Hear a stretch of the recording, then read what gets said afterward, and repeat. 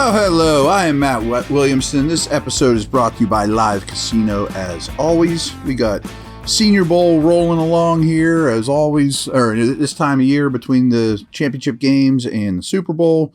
Gotta love that. And here's what I'm doing today, though. I mean, this week for me is generally digging into draft, Senior Bowl. I'm not down there, but I'm going to watch all the practices, check out all the information I can, read up on these guys a ton, really get to learn 75 to 100 prospects a lot better than I did, as well as start to dig into free agency too. I think my article this week is going to be linebackers the Steelers should look at, because I think that's the position more than any that they need to go outside the organization. But anyway, here we go. What was I going to say? Okay. ESPN put out their top 50 UFA list, undrafted or unrestricted free agents. And first off, people, the Steelers have about middle of the road in terms of available cap space, and they have a lot of ability to get higher up that list, make more room. So this top 50 list, though, is always a tease. I'm sure a lot of you guys don't know the names of who's becoming a free agent around the league. And some of them will brush over quickly, that the Steelers aren't involved with or could be, should be, whatever. But this is a bit of a tease because several of these guys will get franchised or locked up before they even hit the open market. The guys at the top aren't going to be available as much as you think they are, so to speak. So here we go. Let's just buzz down the list. We'll do 25, take a gap, and then we'll do 25 after that. Lamar Jackson's number one. Well, he's not going to hit the open market. I don't think he's going to be a Raven. I keep thinking that he's headed to Atlanta, to be honest with you. So he may be out of the division. I think there's a very good chance of that. But he is not hitting the open market. Number two is Orlando Brown from the Kansas City Chiefs, left tackle. You'll see him next Sunday. I'm not spending the kind of money that he's going to make. He played on the franchise tag this past year. I also think he's vastly overrated, to be honest with you. He's humongous, but I don't think he's one of the best left tackles in the league by any stretch of the imagination, and that's the kind of money he's going to make. He's a perfect example, folks, of why you don't want to be shopping on the open market for offensive tackles. Javon Hargrave, name I'm sure you're excited about, is 3. And he should be. He's phenomenal. He's even better now than when he was in Pittsburgh. He's gotten better and better and better. Every down player. He's going to make like $20 million a year, though. I think he's out of the price range. More and more, I'm thinking that the defensive tackle situation is going to be Ogunjobi in a draft pick. I don't think it's going to be Hargrave or the guy after him on this list, Daron Payne from Washington. Also only 26 years old. Ascending player. Just going to be extremely, extremely expensive, and I just don't think that's where they're going to be shopping right now. There's some quarterbacks that we can just brush over, but they're good for you to know. Geno Smith's going to be a free agent. I would expect him to go back to Seattle, and maybe they draft one, maybe they don't. Mike McGlinchey is the right tackle for the 49ers. Another perfect example of why you do not want to be shopping for offensive tackles. He's going to make a fortune.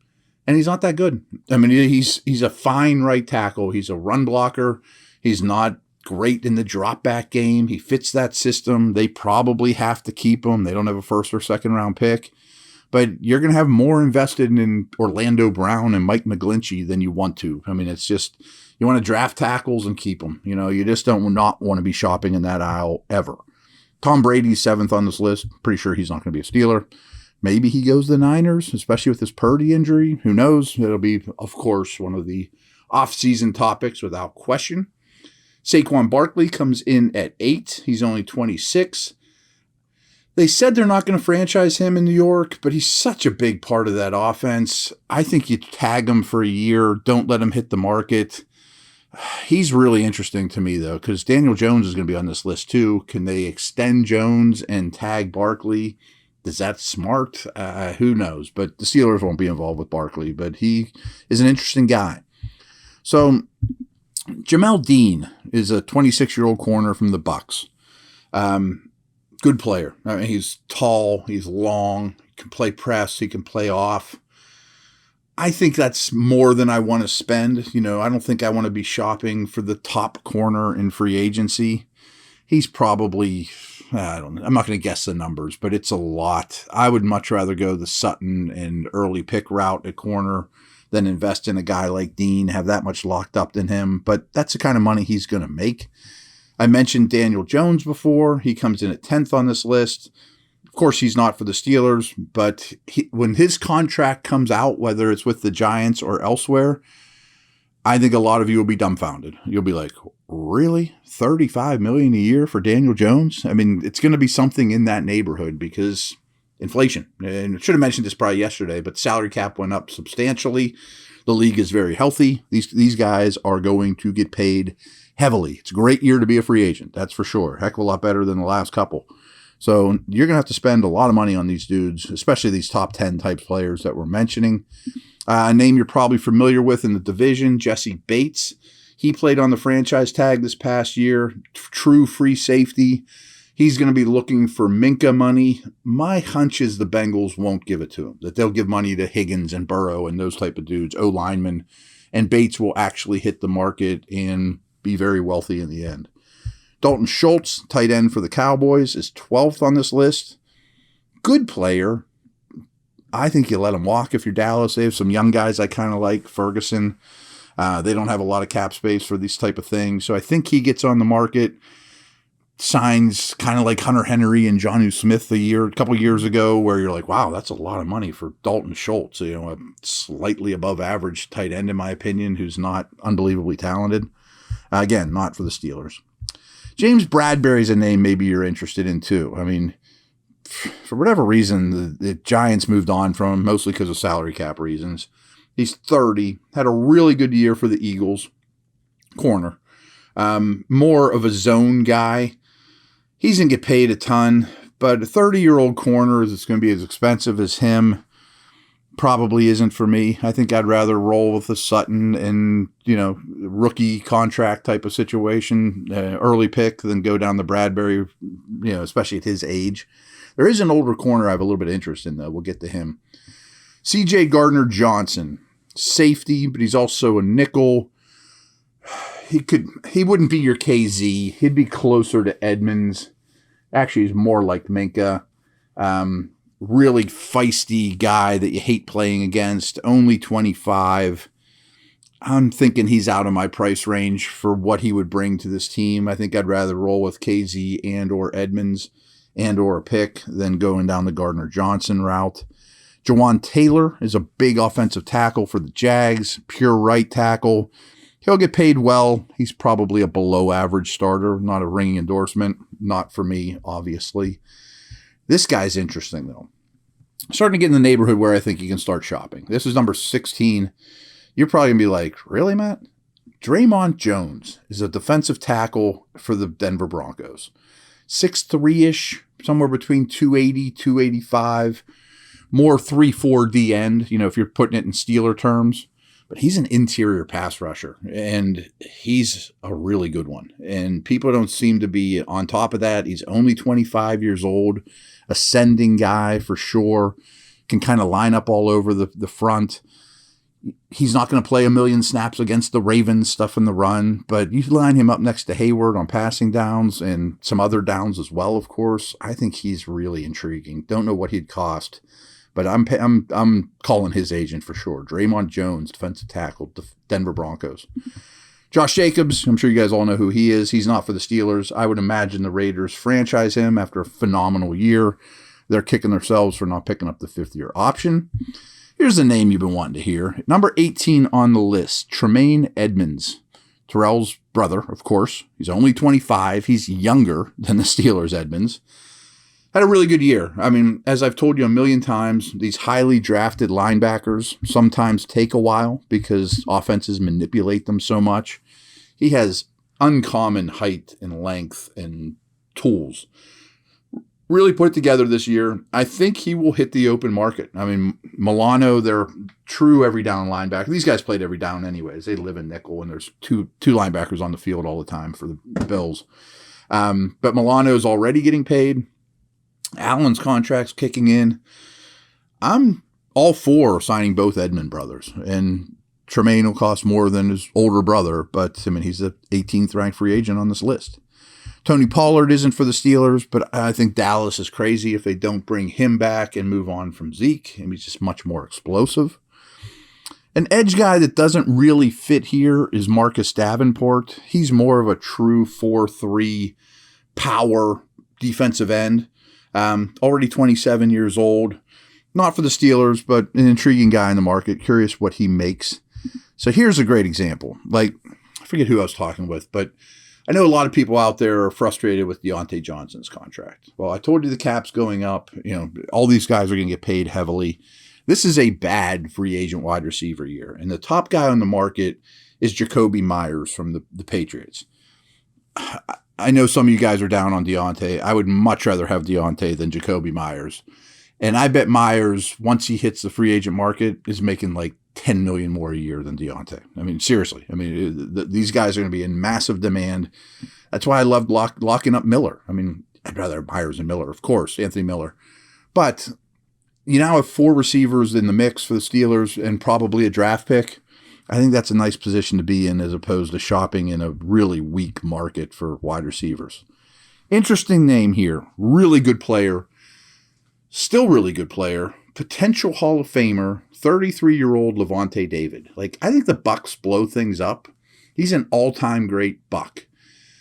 But if I compare David on a 1 or 2 year contract, and I'm a little worried about getting too old on defense for the Steelers, but if he can mentor a young pick or Robinson or just add more stability, I mean, he made Devin White's career flourish. And not that White doesn't deserve some credit, but having that guy on the second level, Bobby Wagner was like that for the Rams this year, that they're so smart, and I think that would go a long way. If the Steelers defense had Levante David last year, they'd be 5 to 10 spots higher on lists. I mean, I still think he has plenty in the tank, and I don't think he'll cost you that much at 33 years old.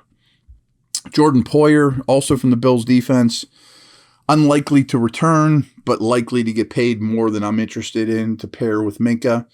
Really good player. Just probably a little pricier than I want to get involved with. Here's another sneaky defensive lineman, kind of like the Jones call I made, is Zach Allen from the Arizona Cardinals. He's only 26. Better and better and better every year. He's also in that same size neighborhood. He's 6'4"-ish, 280. Versatile, tough. I prefer Jones because he's more dynamic and a better athlete, but Allen's a really good football player that you could do a lot with. And again, much more of a 3-4 end than, an every down run stuffer type. But he can stuff the run probably better than Jones. 25th on this list we can glance over, but he is going to be a starter next year in my opinion, is Jimmy G. He's 31 years old. I think he's one of the best 32 quarterbacks in the league and will be treated accordingly. I don't know where he'll land, but it won't be here. So that's the first 25. Quick break here, sip of water, come back and do 26 through 50.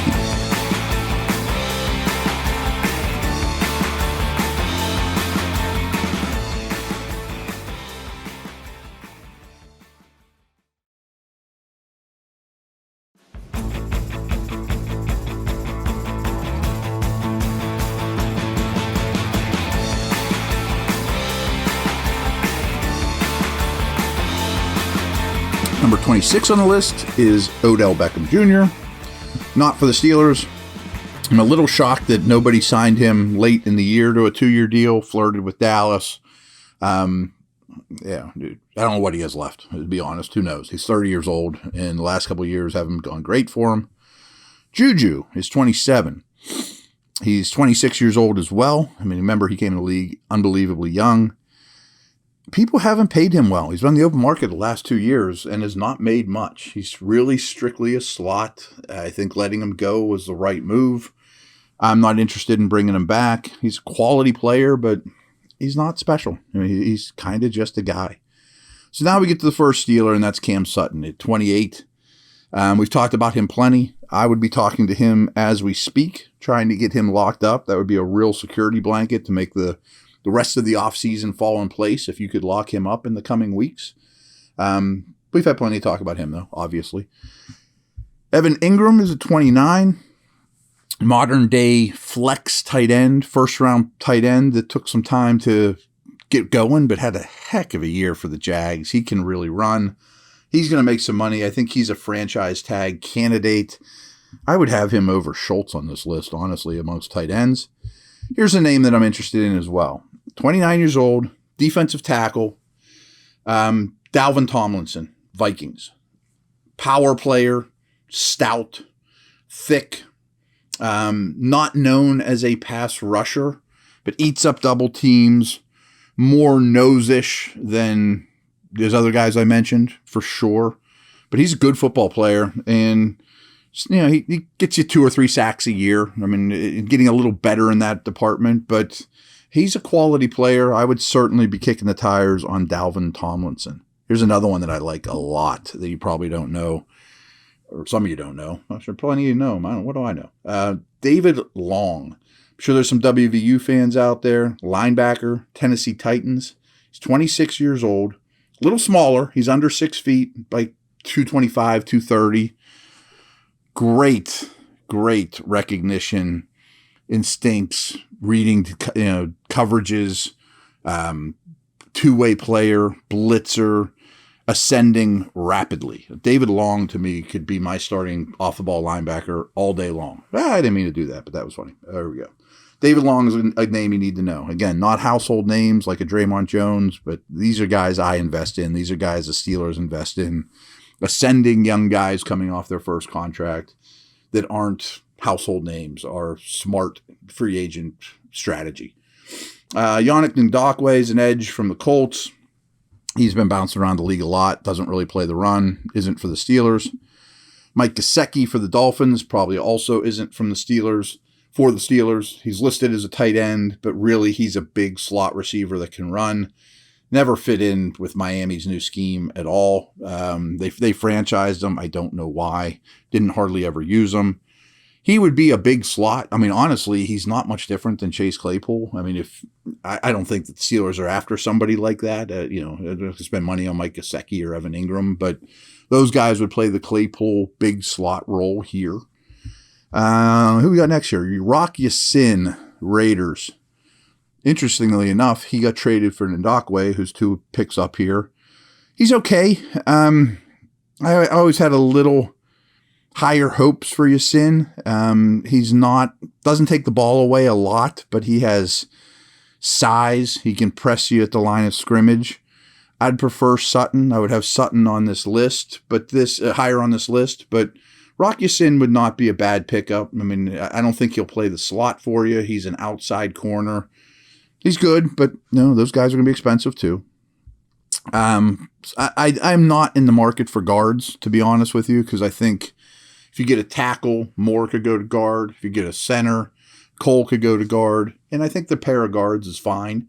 But the Eagles have a good one in Isaac Semamolo. I say his name wrong, but you'll see him on next Sunday. And he's part of the best offensive line in the league. Good player, going to make a quality amount of money.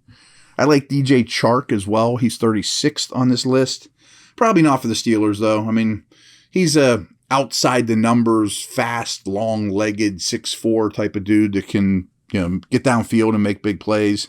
I don't think that's what they're after, but the Lions kind of got a nice bargain on him before this past offseason. Another name to mention, and this is a guy playing in the Super Bowl. Eagles TJ Edwards, linebacker. Much like David Long, coming along very rapidly. Of course, the Eagles protect him extremely well with that D-line, that defensive tackle group. But this guy makes a lot of plays. He's a good blitzer. He's a good tackler. He's really improving in coverage. TJ Edwards would be a very good Steeler as well. These are the type of guys to look at. Interesting name here that I have some interest in is the Cardinals corner, Byron Murphy. He's only 25, coming off his first contract, pretty highly drafted. Has been up and down, as corners often are early in their career. Arizona is not the most stable environment in the world. He can play man. He can play inside. He can play outside. I would rather have Sutton, but Murphy has some interest to me too. I think that's not a bad, I don't want to call him a consolation prize because he's a starter. Brandon Graham. Now, I would bet, he's 35 years old. He's had an excellent career for the Eagles. True 4-3 defensive end type. And he's probably not the best example, but if somebody like him who's had success that's up in age, I know the Melvin Ingram thing didn't work out here, but along those lines, could come in as your spot third guy, as your outside pass rush dudes. I'd be interested in somebody like that, but that's weeks after free agency opens, and those guys sit there without offers. Couple guards here. The Ravens' Ben Powers is going to be hard for them to resign. He's a very good young player. Well, not a very good young player, but ascending. The Titans also have a 26-year-old guard, Nate Davis. Again, I'm not really in the guard market. I'm shocked that Caleb McGarry from the Falcons is all the way down at 42 on this list. He's coming off a great year. Offensive tackle, right tackle, former first-round pick, only 28 years old. I bet he gets paid like the 10th best player on this list, or the 15th best player on this list, not 42. I'm not interested in paying a right tackle, though. The Steelers are fine there, in my opinion. Miles Sanders, Woodland Hills dude, also playing on Sunday, is up for free agency. He could certainly get on the market. Coming off a pretty good year. He's a very talented player.